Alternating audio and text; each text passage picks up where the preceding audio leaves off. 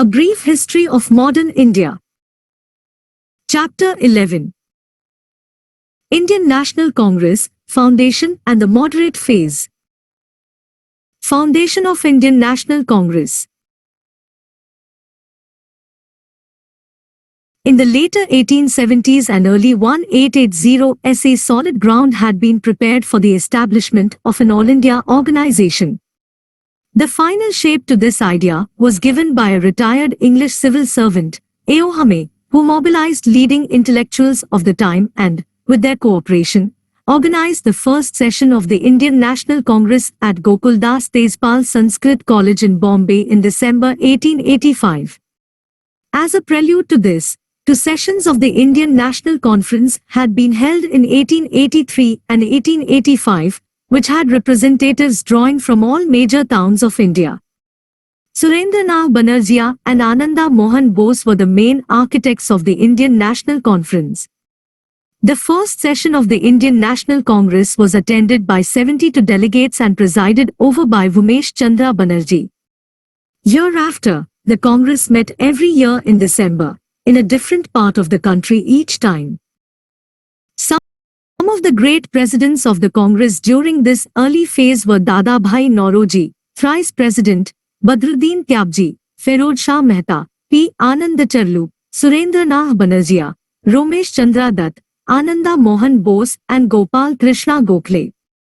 Other prominent leaders included Mahadev Govind Ranade, Bal Gangadhar Tilak, Sisir Kumar Ghosh, Motilal Ghosh, Madan Mohan Malviya, G. Subramania Iyer, C. Vijayagavacharya, Dinsho E. Vacha.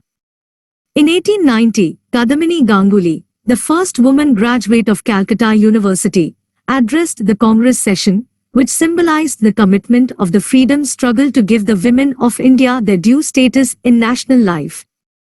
Apart from the Indian National Congress, nationalist activity was carried out through provincial conferences and associations, newspapers and literature. Was it a safety valve? There is a theory that Hame formed the Congress with the idea that it would prove to be a safety valve for releasing the growing discontent of the Indians. To this end, he convinced Lord Dufferin not to obstruct the formation of the Congress. The extremist leaders like Lala Lajpat Rai believed in the safety valve theory. Even the Marxist historian's conspiracy theory was an offspring of the safety valve notion. For example, R.P. Dutt opined that the Indian National Congress was born out of a conspiracy to abort a popular uprising in India, and the bourgeois leaders were a party to it. Modern Indian historians, however, dispute the idea of safety valve. In their opinion, the Indian National Congress represented the urge of the politically conscious Indians to set up a national body to express the political and economic demands of the Indians.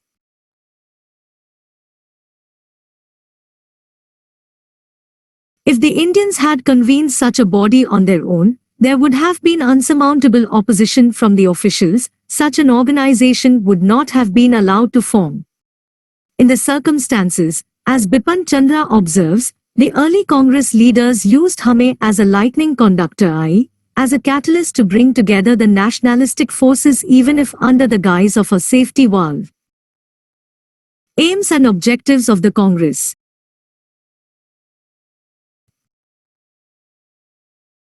The main aims of the Indian National Congress in the initial stage were to 1. Found a democratic, nationalist movement, 2. Politicize and politically educate people, 3. Establish the headquarters for a movement, 4. Promote friendly relations among nationalist political workers from different parts of the country, 5. Develop and propagate an anti-colonial nationalist ideology, 6. Formulate and present popular demands before the government with a view to unifying the people over a common economic and political program. 7. Develop and consolidate a feeling of national unity among people irrespective of religion, caste or province. 8. Carefully promote and nurture Indian nationhood.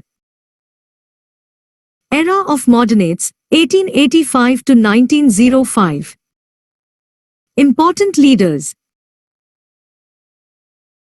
The national leaders like Dadabhai Nauroji, Firod Shah Mehta, D. E. Vacha, W. C. Banerjee, S. N. Banerjee, who dominated the Congress policies during the early period, 1885 to 1905, were staunch believers in liberalism and moderate politics, and came to be labeled as moderates to distinguish them from the neo-nationalists of the early 20th century who were referred to as the extremists.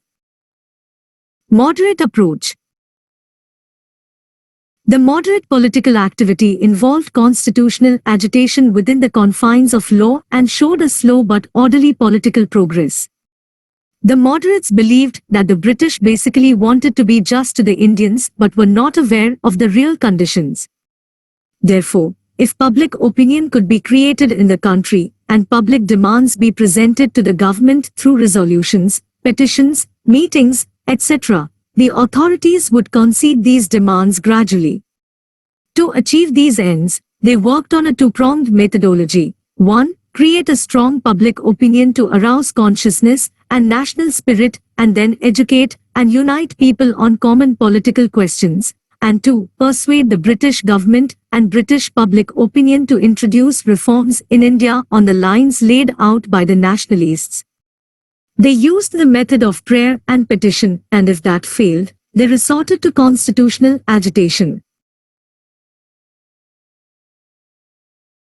A British Committee of the Indian National Congress was established in London in 1899, which had India as its organ. Dadabhai Nauroji spent a substantial portion of his life and income campaigning for India's case abroad. In 1890, it was decided to hold a session of the Indian National Congress in London in 1892, but owing to the British elections of 1891 the proposal was postponed and never revived later. The moderate leaders believed that political connections with Britain were in India's interest at that stage of history and that the time was not ripe for a direct challenge to the British rule. Therefore, it was considered to be appropriate to try and transform the colonial rule to be as close to a national rule as possible. Contributions of moderate nationalists. Economic critique of British imperialism. The early nationalists, led by Dadabhai Nauroji, R.C. Dutt, Dinshaw Vacha and others, carefully analyzed the political economy of British rule in India and put forward the drain theory to explain British exploitation of India. They opposed the transformation of a basically self-sufficient Indian economy into a colonial economy, i.e., a supplier of raw materials and food stuff, an importer of finished goods and a field of investment for British capital.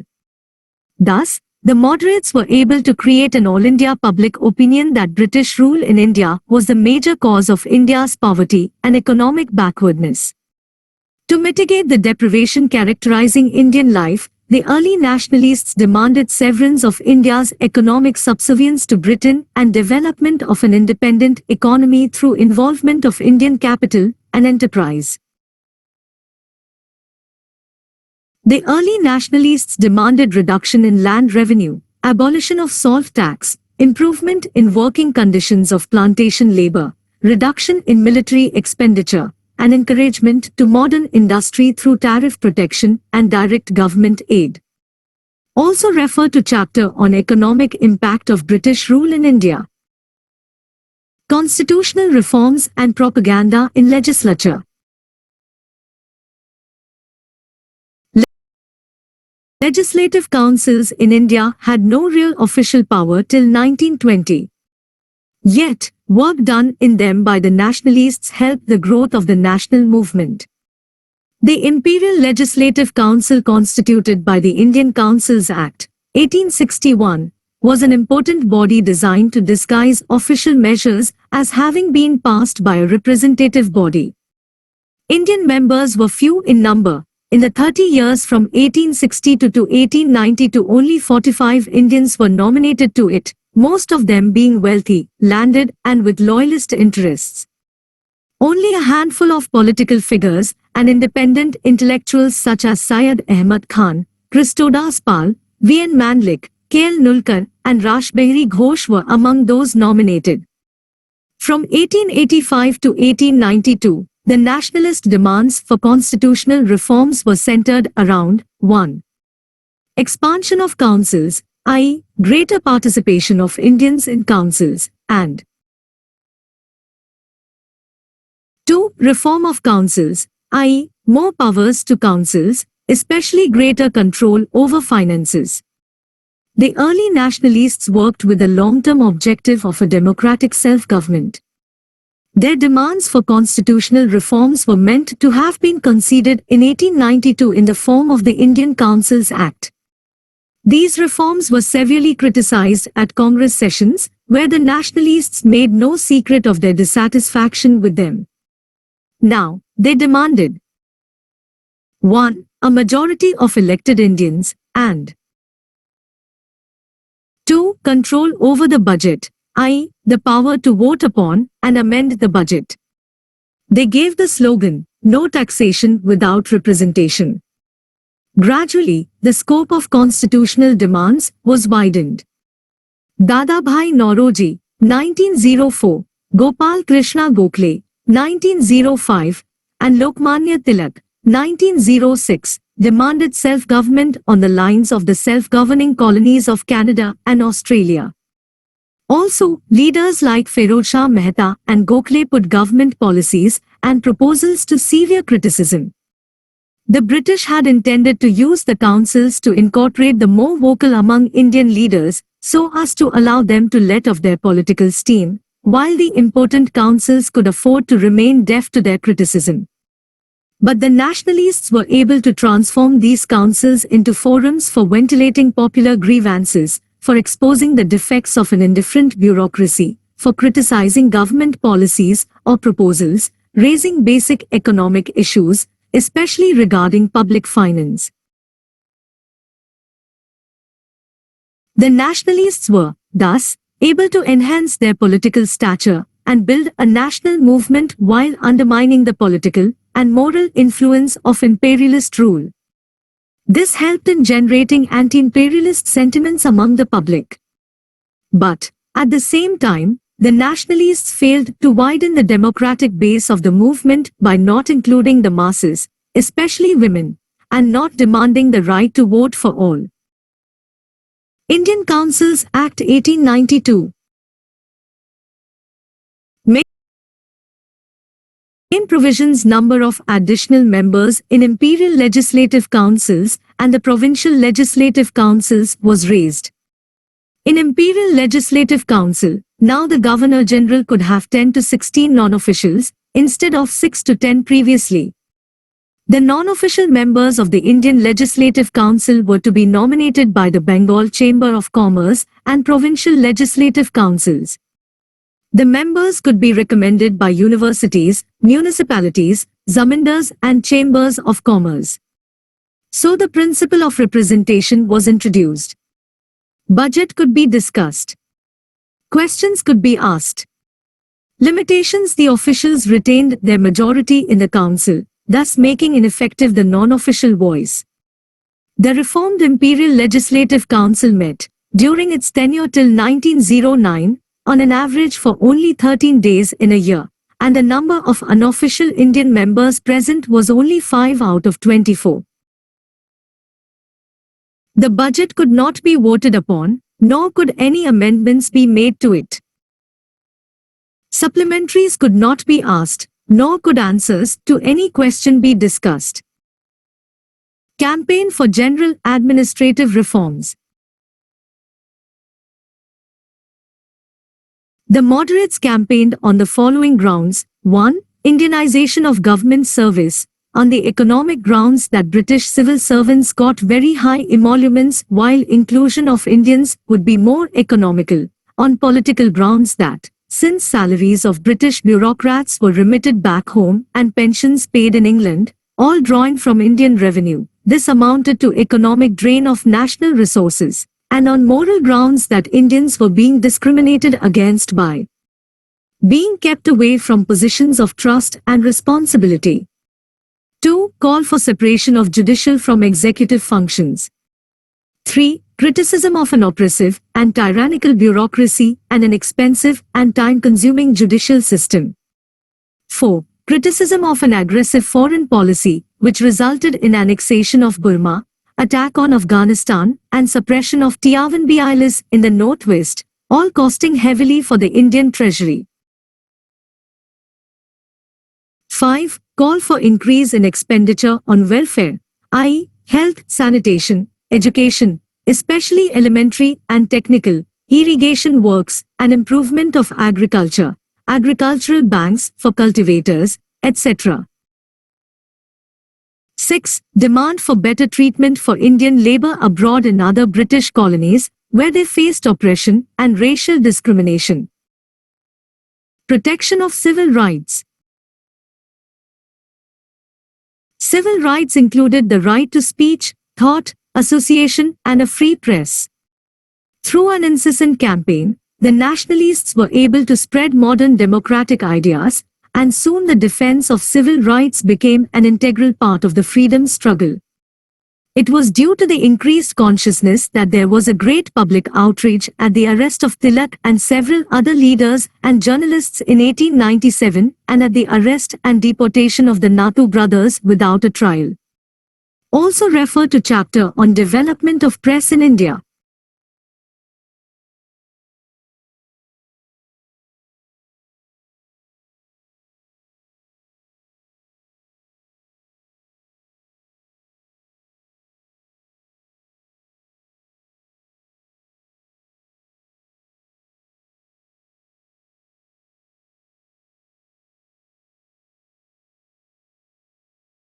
Views you don't realize are place in the history of our country.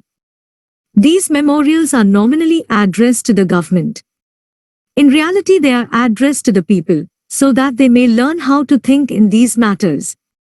This work must be done for many years, without expecting any other results, because politics of this kind is altogether new in this land. Justice Mahadev Govind Ranade to Gokhale, 1891. An evaluation of the early nationalists. The early nationalists did a great deal to awaken the national sentiment, even though they could not draw the masses to them. 1. They represented the most progressive forces of the time. 2. They were able to create a wide national awakening of all Indians having common interests and the need to rally around a common program against a common enemy, and above all, the feeling of belonging to one nation. 3. They trained people in political work and popularized modern ideas. 4. They exposed the basically exploitative character of colonial rule, thus undermining its moral foundations. 5. Their political work was based on hard realities, and not on shallow sentiments, religion, etc. 6. They were able to establish the basic political truth that India should be ruled in the interest of Indians. 7. They created a solid base for a more vigorous, militant, mass-based national movement in the years that followed.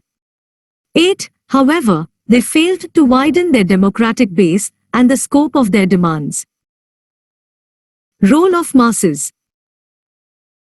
The moderate phase of the national movement had a narrow social base, and the masses played a passive role.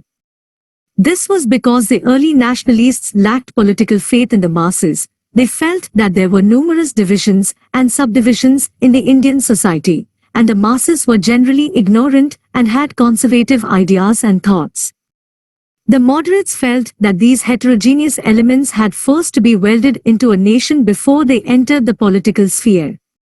But they failed to realize that it was only during a freedom struggle and with political participation that these diverse elements could come together. Because of the lack of mass participation, the moderates could not take militant political positions against the authorities. The later nationalists differed from the moderates precisely on this point.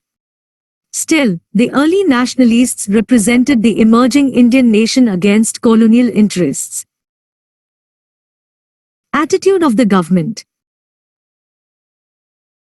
The British Indian government was hostile to the Congress from the beginning despite the latter's moderate methods and emphasis on loyalty to the British Crown. The official attitude stiffened further after 1887 when the government failed to persuade the Congress to confine itself to social issues when the Congress was becoming increasingly critical of the colonial rule. Now, the government resorted to open condemnation of the Congress, calling the nationalists seditious Brahmins, disloyal Babus, etc. Dufferin called the Congress a factory of sedition. Later, the government adopted a divide-and-rule policy towards the Congress. The officials encouraged reactionary elements like Sir Syed Ahmad Khan and Raja Shiv Prasad Singh of Banaras to organize the United Indian Patriotic Association to counter Congress propaganda. The government also tried to divide the nationalists on the basis of religion, and, through a policy of carrot and stick, pitted the moderates against the extremists. But the government failed to check the rising tide of nationalism. We cannot blame them for the attitude they adopted as pioneers of Indian political reform any more than we can blame the brick and mortar that is buried 6 feet deep in the foundation and plinth of a modern edifice. They have made possible the superstructure, story by colonial self-government, home rule within the empire, Swaraj, and on the top of all, complete independence. Pattabi Sitarmaya, the period from 1858 to 1905 was the seed time of Indian nationalism, and the early nationalists sowed the seeds well and deep. Bipan Chandra, it was at best an opportunist movement. It opened opportunities for treacheries and hypocrisies. It enabled some people to trade in the name of patriotism. Lala Lajpat Rai, the Congress is tottering to its fall, and one of my great ambitions while in India is to assist it to a peaceful demise. Lord Curzon, 1900. Summary. Foundation of Indian National Congress. First session held in 1885, Bombay. Indian National Union, formed by A.O. Hame, became Indian National Congress. Foundational theories of INC and prominent believers: safety valve theory, Lala Lajpat Rai conspiracy theory, R.P. Dutt lightning conductor theory, G.K. Gokhale. Important leaders of moderate phase: Dadabhai Nauroji, Badruddin Tyabji, Feroz Shah Mehta, P. Ananda Charlu, Surendranath Banerjee, Romesh Chandra Dutt, Ananda Mohan Bose, G.K. Gokhale, etc. Early nationalist methodology. Constitutional agitation within 4 walls of law. Create public opinion in India and campaign for support to Indian demands in England. Political education of people. Political connections with Britain in India's interests at that stage time not ripe for direct challenge to colonial rule. Contributions of moderate nationalists. Economic critique of British imperialism. Constitutional reforms and propaganda in legislature. Campaign for general administrative reforms. Defense of civil rights.